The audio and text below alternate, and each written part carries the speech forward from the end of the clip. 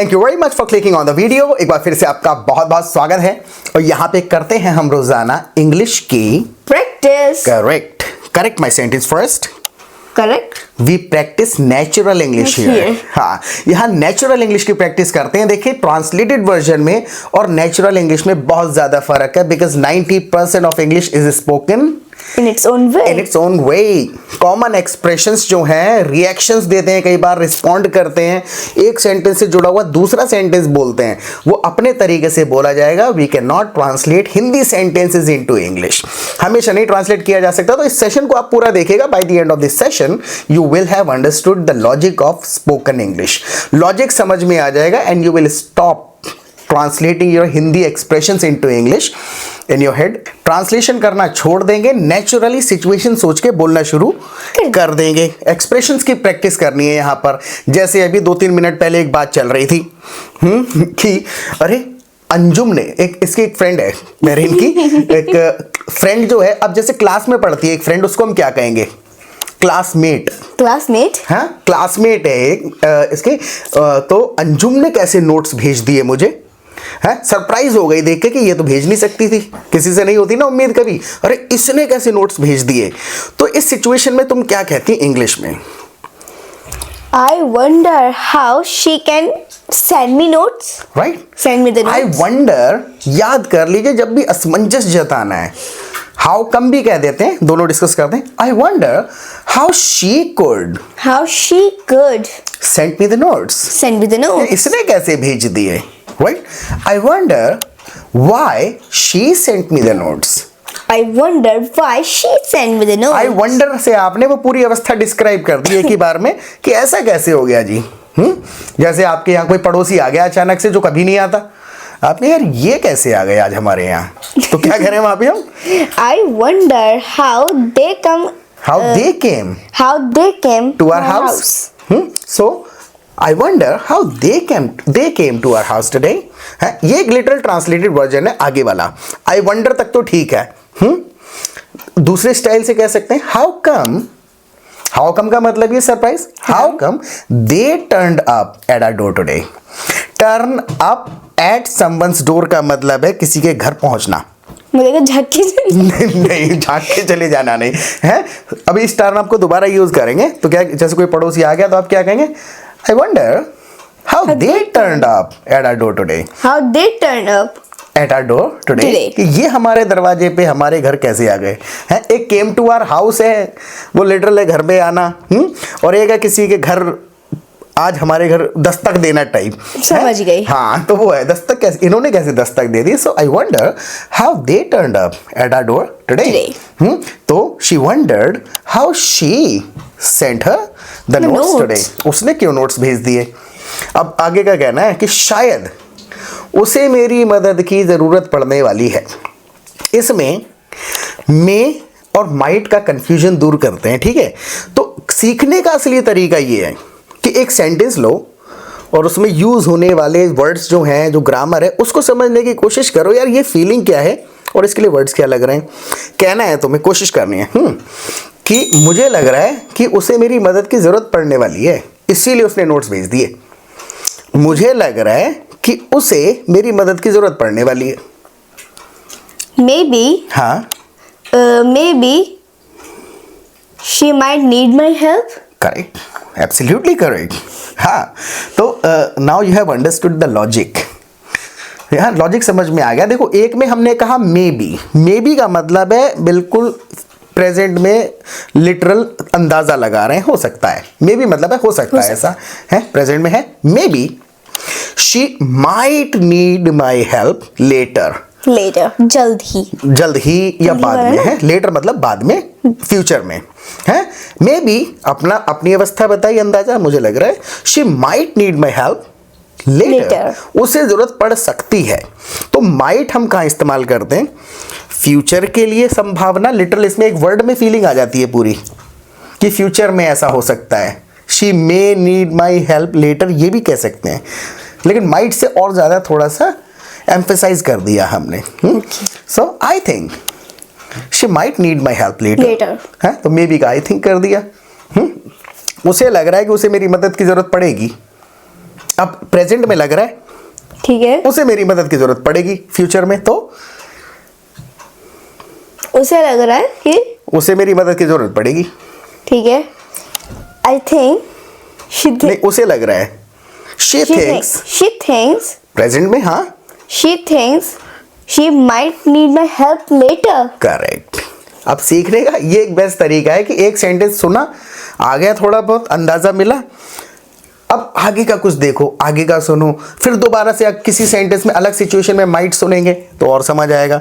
अब जैसे माइट है, माइट प्रेजेंट के लिए भी इस्तेमाल हो जाता है, पास्ट के लिए भी इस्तेमाल हो जाता है, तो अब इसके सारे यूज के पीछे नहीं, इस पर पीएचडी नहीं करनी है एक बार में सुन लिया कि भाई यहां यूज हो जाता है, दैट्स इट। कहीं दूसरी जगह सुनेंगे, अच्छा यहां भी यूज हो जाता है, तो उससे ना कंफ्यूजन नहीं होगा। सीखने का ये तरीका, एक सेंटेंस बोलने की कोशिश करो, ग्रामर पे पीएचडी नहीं करनी है कि इसके सारे यूज, उस पे तो किताब लिखी जा सकती है। चलो अब जब तो इस तरीके से आपने कह दिया कि यार I wonder how she sent me the notes today, I think she thinks, I think she thinks she might need my help later, that's why इतना अच्छे से पेश आ रही है, इतनी मदद कर रही है मेरी। अब ये कई सारी फीलिंग्स हैं हिंदी की, don't stick to translating my words, इसीलिए इतनी अच्छे से पेश आ रही है। कुछ भी अपनी फीलिंग समझ गए तुम, अब तुम्हारे माइंड में हिंदी भूल के फीलिंग बताओ कैसे, इसीलिए इतना अच्छा कर रही है what ever. I think she is buttering me up. हाँ कह सकते हैं, एग्जैक्टली फीलिंग एक्सप्रेस करने की जब कोशिश करते हैं तो 100 अल्टरनेटिव्स आते हैं माइंड में। That's why she is buttering me up, That's why she's buttering me up. इसीलिए मक्खन लगा रही है। अब मैंने कहा अच्छे से पेश आ रही है, बात तो वही रही, that's why she is buttering me up, इसीलिए मक्खन लगा रही है। दूसरा बंदा आएगा वो क्या देगा, that's why she is being so kind to me, that's why she is being so kind to me, इसीलिए अच्छे से पेश आ रही है, हेल्प कर रही है, that's why she is being helpful to me, right. तो होता क्या है रियल टाइम में, जब आप हिंदी को छोड़ के, दो चीजें होती हैं, जब आप ट्रांसलेशन करेंगे, ये बहुत बड़े ग्रामेरियन का काम है जो कम से कम दोनों लैंग्वेजेस बहुत अच्छे से जानता है, 10 साल 15 साल से इंग्लिश बोल रहा है, वो लिटरल ट्रांसलेशन कर सकता है। तो हम क्या करते हैं, हम पहली स्टेज पे ट्रांसलेशन करने की कोशिश करते हैं, विच इज इम्पॉसिबल। हमें क्या करना है, रियल टाइम में फीलिंग को एक्सप्रेस करने के ऑल्टरनेटिव्स ढूंढ के बात पहुंचाने की कोशिश करनी है, ना कि ट्रांसलेशन करना है। और इसके लिए मैं सबसे बेस्ट तरीका आपको बताता हूं, 1 मिनट लूंगा, डोंट स्किप दिस पार्ट, बहुत इंपॉर्टेंट बात बताऊंगा मैं यहीं पे। सबसे पहले तो आप ना चैनल को करिए सब्सक्राइब, और सब्सक्राइब करने के बाद नोटिफिकेशन बेल आइकन को जरूर दबाना, क्योंकि रोजाना 12 बजे हमारा एक सेशन आता है, ऐसी 15 सेशन देख लेंगे, पूरी ग्रामर और लॉजिक समझ में आ जाएगा। तो 12 बजे जैसी वीडियो आएगा ना, तो आपको तुरंत नोटिफिकेशन आ जाएगा, so you will not miss any of our videos, कोई भी वीडियो मिस नहीं करेंगे। दूसरा एक छोटा सा काम हमारे लिए करिए, पहले वीडियो को करना है लाइक, और लाइक करके नीचे से लीडर बोर्ड करके एक ऑप्शन निकलेगा, उस पर क्लिक करके वीडियो को हाइप कर देना। वीडियो को जब आप हाइप करेंगे, it will help our video reach more people on YouTube, थोड़ा सा हमारा इसमें फायदा होगा। अब आपके लिए बहुत इंपॉर्टेंट बात बताता हूं, इससे आपके सालों साल बचेंगे। आप हमारा प्रैक्टिस ग्रुप और लाइव सेशन अटेंड करिए। प्रैक्टिस ग्रुप का फायदा क्या है, वहां पर पूरे दिन रियल टाइम में बातें होती हैं, तो जब आप वहां पर दूसरे लोगों के साथ रियल टाइम में बातें करेंगे, उनसे क्वेश्चंस पूछेंगे, उनके क्वेश्चंस को रिस्पॉन्ड करेंगे इंस्टेंटली, तो आप हिंदी नहीं सोचोगे। किसी ने पूछ लिया वेयर आर यू फ्रॉम, तो आप ये नहीं बताने की कोशिश करोगे दिल्ली में रहता हूं, या दिल्ली से बिलोंग करता हूं, या दिल्ली में पैदा हुआ था। अब बात पहुंचा आंसर करने की कोशिश करोगे तो 20 तरीके आएंगे माइंड में। और मान के चलो आपको कुछ भी नहीं आता अभी, तो उस ग्रुप का क्या फायदा है ना, 200-300 लोग होते हैं ग्रुप में, सब कहीं ना कहीं से पूरे दिन कुछ सीखते हैं, सबको कुछ ना कुछ आता है। तो कोई बंदा बहुत अच्छी ग्रामर जानता है, वो ग्रामर लगा लगा के सेंटेंस बना रहा है, उसके सेंटेंस उनके ग्रामर समझ आती है। कोई इडियम्स बोलता है बहुत ज़्यादा, फ्रेसेस, तो उससे सुन के फ्रेसेस। तो पूरे दिन जब भी ग्रुप में जुड़ेंगे, कुछ ना कुछ नया सीखेंगे, और वहीं पर बोलने की प्रैक्टिस साथ के साथ करेंगे। कुछ सीखा, ग्रुप में बात कर रहे हैं, तो बोलने की प्रैक्टिस होती जाएगी, तो भूलेंगे नहीं। तो यहाँ पूरा दिन जब चाहे जितनी चाहे प्रैक्टिस कर सकते हैं। फिर 2 बार होती हैं लाइव क्लासेस, जो भी कंफ्यूजन रह जाते हैं, कोई अपने सेंटेंस को लेकर डाउट रहता है, सब अपने अपने डाउट्स पूछते हैं। 15 दिन आप सेशन अटेंड कर लेंगे, सारे कंसेप्ट क्लियर हो जाएंगे। और बोलने की प्रैक्टिस, जब दिन में 10 भी सेंटेंस बोलोगे, तो 10 दिन में 100 बोलने के 100 रट गए होंगे बोल बोल के। और हमें कुल 300 चाहिए होते हैं फ्लुएंटली बात करने के लिए। आप आइए and see the magic with in 15 days, बहुत ही सस्ता है, आप मुझे व्हाट्सएप करो, ठीक है। तो अब हो गया, जैसे मान के चलो बेसिक सा सेंटेंस है कि खाला आज भी नहीं आई। खाला मतलब मौसी, मौसी मतलब इंग्लिश में क्या कहते Maternal हैं? aunt। Maternal aunt. मैटरनल मतलब Maternal। मम्मी की बहन है। और पैटर्नल आंट कौन हो जाती? पापा की बहन। हाँ, वो हो जाती बुआ। राइट। तो हाँ, तो खाला आज भी नहीं आई। कितना बेसिक सा सेंटेंस लग रहा है, लेकिन लॉजिक लगाना है। खाला बोल दो, खाला ही बोलो। हाँ, अजीब लगेगा। जबरदस्ती नहीं, मैटरनल आंट जबरदस्ती नहीं, खाला बोल दो खाली। ठीक है। सो माय खाला didn't come either today. Word order आगे पीछे हो गया, ग्रामर पूरी आ गई, ग्रामर ठीक। माय खाला didn't come today either. Last, either last में चला जाएगा। ईदर क्यों लगाया ये बताओ, पहले लगा तो दिया। नेगेटिव वाला भी कुछ एग्जैक्टली नहीं हुआ। हिंदी में था आज भी नहीं आई, तो हुआ क्या, इसके अंदर कंफ्यूजन होता है। सपोज टू को लेके भी कंफ्यूजन होता है ड्यूरिंग द कॉन्वर्सेशन। और इंग्लिश में स्पेशली बहुत सारे एक्सप्रेशंस आधे बोले जाते हैं, वो लिखे भी आधे ही जाते हैं, तो हमें कंफ्यूजन हो जाता है यार, इसमें समझ नहीं आ रहा। जैसे सपोज टू वाला है, I am suppose to go, ये आधा सेंटेंस है पैसिव, हम कंफ्यूज रहते हैं। तो इस वाले को देखो डिस्कस करते हैं पहले। हाँ, so she didn't come today either. Either मतलब ये है कि जो दो नेगेटिव बातें होती हैं तो टू और ऑल्सो की जगह ईदर लग जाता है, यानी कि वो कल नहीं आई थी, she didn't come yesterday. Yes. और आज भी नहीं आई, दूसरा भी नेगेटिव है, she didn't come today either, आज भी नहीं आई। अब जैसे मान के चलो अयान कल अयान रोज आता है, अयान है, एग्जाम्पल ले रहे हैं, वो रहता ही यहाँ पर है। हाँ, अयान रोज आता है। Ayan always come here. Ayan comes daily. Ayan's come daily. Ayan comes daily. अकेला है तो ऐसे लगा दिया, अयान कम्स डेली। और आज भी आया था, अब पॉजिटिव है दोनों। And he also come today. He also came today. Sorry. He also came today. Also लगा दिया। अच्छा ऐसे कह दूं, he came today too. ये भी सही है। करेक्ट है, ऑल्सो लगा दो, टू लास्ट में लगा दो। अच्छा ऐसे कह दूं, he came today as well. ये भी तो ठीक ही है ना। सारे ठीक हैं। तो ये कंफ्यूजन होता है। देखो ग्रामर में 35 वर्ड्स हैं और इनके अंदर भी पता है क्या है, ये कम से कम इसमें से 5 हर सेंटेंस में अदल बदल के लगते हैं। गलती होने के चांसेस बहुत कम है। आप बोल नहीं पा रहे हैं because you are a bit confused about your sentences. Confusion है, ऐसा नहीं, it's not that you don't know, you are just confuse कि कौन सा लगाऊं। और इतनी जल्दी से बोलने के टाइम 4 चीजें याद आ गई, वो माइंड में रह जाता है, हिम्मत नहीं होती बोलने की। राइट। सो खाला आज भी नहीं आई। My खाला didn't come to the either आज भी नहीं आई है। अब यही कहने लग जाए कि शायद वो डर गई है कि मैं उससे 2000 रुपये मांगूंगी। शायद वो डर गई है कि मैं उससे 2000 रुपये मांगूंगी। Maybe he's scared. Maybe she हाँ, ही लगाने की आदत हो गई मुझे। सही है। Maybe she is scared that I ask for 200 rupees. थोड़ा सा सही करो, देखो सेंटेंस तो ठीक है, ये वाली जो प्रॉब्लम है ना, ग्रामर है माइंड में, लगानी नहीं आ रही। वर्ड ऑर्डर की बोलने की आदत नहीं है पूरा पूरा सेंटेंस, इसलिए वो आधा सेंटेंस जितनी पोर्शन बोलने की आदत है वो बोल दिए। ठीक हाँ, है। Maybe she is afraid. Maybe she afraid that. और करते हैं इसको, may be she is worried. Maybe she is worried. Maybe she is scared. Maybe she is scared. I will ask her for 2000 rupees. I will ask her for 2000 rupees. हाँ? Maybe she is scared. I'll ask her for 2000 rupees. शायद उसे डर बैठ गया कि मैं 2000 मांगूंगी। अगर मैं कह दूं कि अब मैंने कलर लेने का आइडिया छोड़ दिया, ठीक है। If I tell her, हाँ, if I tell her I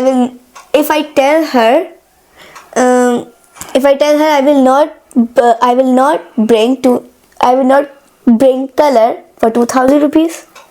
बनावटी है ना, ये ट्रांसलेटेड वर्जन है लेकिन सही है। ट्राई करा कम से कम, तो वही आपको करना है ग्रुप में आके, ऐसा ब्रोकन बोलना पड़ेगा। पहले ब्रोकन बोलेंगे, आधा पोर्शन ठीक है, आगे वाला आधा ठीक होगा। एक और ट्रिक बताता हूँ फिर सेंटेंस को चलते हैं। देखो बहुत इंपॉर्टेंट बात है ये, एक बार में पूरा वाक्य नहीं सीखा जाता है, ठीक है। पोर्शन सीखा जाता है एक वाक्य का। आधा बोलना सीख गए, अब ये आधा हर सेंटेंस बोलना सीख जाओगे इस प्रकार का। अगली बार में पूरा सेंटेंस हो जाएगा तो सारे सेंटेंस पूरे हो जाएंगे। पोर्शन सीखना, परसेंटेज सीखना है सेंटेंस का, नंबर्स नहीं सीखने 10 सेंटेंस 5 सेंटेंस रोज। So if I tell her मुझे 2000 की जरूरत नहीं है, वो कल ही आ जाएगी, वो कल ही आ जाएगी, कल ही, वो कल ही आ जाएगी। she come yesterday, she will come, she will show up tomorrow, she will show up tomorrow। show up कह देते हैं, okay, आ जाना, प्रेजेंट हो जाना, she will show up tomorrow, She will कल ही show आ up जाएगी। tomorrow। she will come tomorrow, she will come tomorrow, she will turn up at our door immediately, तुरंत आ जाएगी, she will turn up at the door, immediately, immediately तुरंत आ जाएगी, तुरंत आ जाएगी। है, so she will show up at our door tomorrow, कल ही आ जाएगी। अब एक कॉमन फ्रेज है, बहुत इंपॉर्टेंट है, जो आजकल बहुत हर तीसरा सेंटेंस हमारा उसी पे निर्भर करता है, तो देखते हैं कैसे बोलेंगे इस चीज़ को। है जैसे कि पहले तो ग्रामर वाला एक सेंटेंस करते हैं कि मैंने अपनी एक और दोस्त से नोट्स मांगे थे। एक और दोस्त, अदर और अनदर समझते हैं थोड़ा सा। मैंने अपनी एक और दोस्त से, मतलब कि अंजुम ने तो भेज ही दिए, मैंने अपनी एक और दोस्त से नोट्स मांगे थे। ठीक है, मैंने अपनी एक और दोस्त से नोट्स मांगे थे। हाँ, एक और, हाँ। I asked for note to my another friend। ना, टू नहीं लगाते हैं आस्क वगैरह में, वर्ड ऑर्डर का ही केवल गेम है। जैसे कि मैंने उससे मांगा तो I asked him, I asked him, है, आई asked another friend of mine, I asked another friend of mine for notes, of mine of mine for notes। Mine मतलब होता है ना मेरा, स्टाइल से कहते हैं। जैसे कहूँ ये मेरा मोबाइल है, this is my mobile. This is my mobile, और अगर कोई पूछ ले whose mobile is this, it's mine। It's mine मतलब मेरा, तो इसमें वो वर्ड ऑर्डर लगता है। So I asked another friend of mine for notes. Okay, एक बार रिपीट कर, हाँ, I asked another friend of mine for for notes। notes। हाँ? मैंने अपनी एक और दोस्त से नोट्स मांगे थे, उसने मेरा मैसेज पढ़ के छोड़ दिया, उसने मेरा आंसर ही नहीं करा, पढ़ के इग्नोर कर दिया। ये सारी फीलिंग है, तो मैं बता देता हूँ। तो जब भी कोई आपका मैसेज पढ़ के इग्नोर कर दे, आंसर ना she करे, ignored my message। She ignored my message, exactly, वो भी ठीक है, बिल्कुल नेचुरल कह दिया। लेकिन अब मॉडर्न इंग्लिश में एक और वर्ड होता है, कुछ वर्ड्स हैं, 2-3 बताऊंगा, ठीक है। She left me on read, She left me on read। ये बना बनाया है कि भैया तुमने मेरा मैसेज पढ़ के आंसर नहीं करा, इग्नोर कर दिया, छोड़ दिया, मतलब रिस्पॉन्ड नहीं करा। शी इग्नोर्ड माई मैसेज, पढ़ के इग्नोर कर दिया, ये भी बिल्कुल करेक्ट है, लेकिन ऐसे भी कह सकते हैं she left me on read. She left me on read। I asked another friend of mine for notes but she left me on read. She left me on read। पढ़ के छोड़ दिया मैसेज, मेरा कोई जवाब ही नहीं दिया उसने। जैसे मान के चलो मैंने तुम्हें व्हाट्सएप पे मैसेज करा था, I sent you a message on WhatsApp, on WhatsApp। I sent you a message on WhatsApp, I sent you a message में फर्क क्या है? दूसरा कहते हैं हम I texted you on WhatsApp, I texted you on WhatsApp। I sent you a message यानी एक संदेश भेजा था, मैसेज पे एम्फेसाइज है, हाँ, और I texted you यानी कि जो भी मैसेज था वो लिख के भेजा था। okay, Got I the point? texted you। है, अब मान के चलो कोई ये पूछे कि भाई ऐसा है, वो नोटिफिकेशन आया है स्कूल से, तुम्हारी फ्रेंड कहे जरा भेज देना मुझे, तो अब ये थोड़ी कहोगी संदेश भेज रही हूँ, क्या कहोगी? या I text you. Yeah, I text you। Got the point. तो कई जगह पे मैसेज हमारा पर्पस नहीं होता है, संदेश हमारा पर्पस होता है लिख के भेज रहा हूँ, तो I will text you. I will text you। हाँ, ये कहूँ बिल्कुल अभी भेज रहा हूँ। Well, I text you just now। हाँ, देखो राइट नाउ और राइट अवे में बस थोड़ा सा फर्क है। राइट नाउ मतलब आप समय पे एम्फेसाइज कर रहे हैं, बिल्कुल। I am texting you a message right now, बिल्कुल अभी भेज रहा हूँ। और अगर मैं समय पे एम्फेसाइज ना करके तुरंत बाद, जैसे मैं कहूँ पेमेंट करो मुझे, मैं तुरंत भेज रहा हूँ अभी मैसेज, ठीक है, तो send me the payment. send me the payment। I will text you I will text you right away. right away। Right away मतलब तुरंत बाद, तुरंत नेक्स्ट मोमेंट पे, और राइट नाउ मतलब तुरंत अभी इसी समय पर। ठीक है, I hope you got the point. जैसे मान के चलो मैं अयान को कहें उठ जा, बिल्कुल तुरंत उठ जा, come on get up, come on, get up right now। Right now, right away, तो दोनों कहे जा सकते हैं। राइट अवे और राइट नाउ बहुत इंटरचेंजेबली चलता है, क्यों चलता है? वॉइस टोन से हम थोड़ा उसके अंदर रंग भर देते हैं, लेकिन कई कई जगह पर वॉइस टोन के साथ एप्रोप्रिएट वर्ड जब जाता है ना तो पूरा मैसेज में मजा आता है। मजा आता है। मजाक कर रही हूँ। हाँ, गड़बड़ाता नहीं है। ओके, मजाक कर रही थी। हाँ, तो अभी इस सेशन के बारे में आपको छोटा सा हमें फीडबैक देना है कि इन सेशन से आपको ये कुछ फ्रेसेस और ये थोड़ा सा इंग्लिश का लॉजिक समझ में आ रहा है या नहीं आ रहा है, और हम इन सेशंस को और बेटर कैसे बनाएं, तो प्लीज़ हमें कमेंट सेक्शन में बताइएगा और प्रैक्टिस करते रहें।